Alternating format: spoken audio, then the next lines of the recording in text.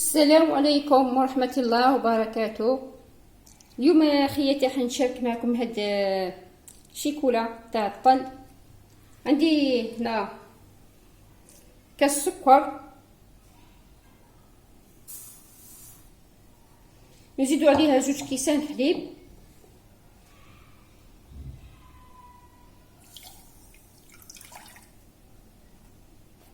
ونزيد كاس الثاني هنايا. لا ما نسحقو غير حليب تاع الشكاره، ما نسحقوش كاع حليب مجفف. دوكا نخلط كلش، خلطة السكر حتى يدوبلي، وانا تاني نسحق مغرفه مانكاري.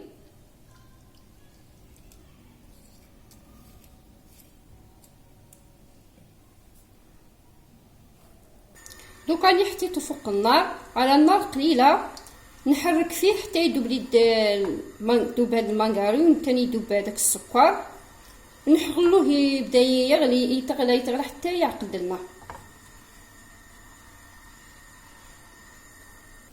شوفوا خياتي كيفاش راهو يغلي هذاك الحليب، مره على مره نجيو نحركوه هكذايا. خياتي اللي حبت كميه كبيره ضعفوا غير المقادير باش تجيكم كميه كبيره. شوفوا خياتي هنا شو بدا يتقاد. هاوليك نزيدو، مازال نزيدو له شويه، نحبسوش هنا، مازال شويه نزيدو يزيد يتقاد شويه اكثر من هكذا.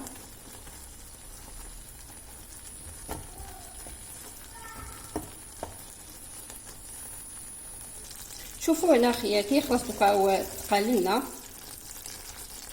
هذا، دوك خلاص نطفولو.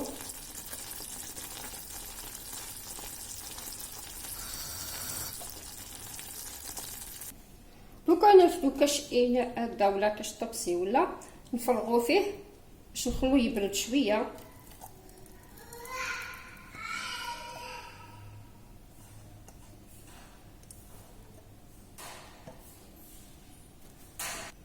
وعندي تاني هنا نص كاس كاكاو، خيروا نوعيه شابه باش تخرج لكم الشوكولا تاعكم بنينه.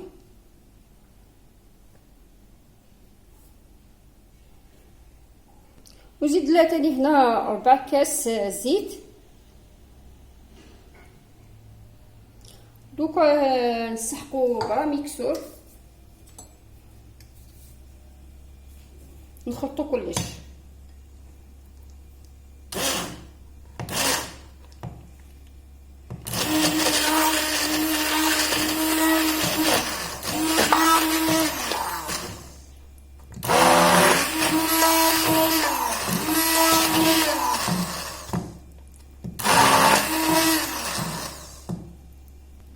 شوفوا كيفاش القوام تاعها كيفاش خرجت.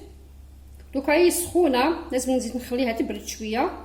وتاني في هذه المرحله اللي حبت دير عطر الشوكولا ولا عطر البندق ولا اللي عندها موصو الشوكولا ديروا لداخل، سينو ما ديروا له والو، خلوها هكذا ديجا هكذا خرجت بنينه وخرجت مليحه. دوك نخليها تبرد شويه. هاوليك خياتي بعد ما بردت شويه، شوفي ما خليتهاش بردت بزاف. صافي شوفوا القوام تاعها خياتي كيفاش خرجت. خياتي خرجت ما شاء الله.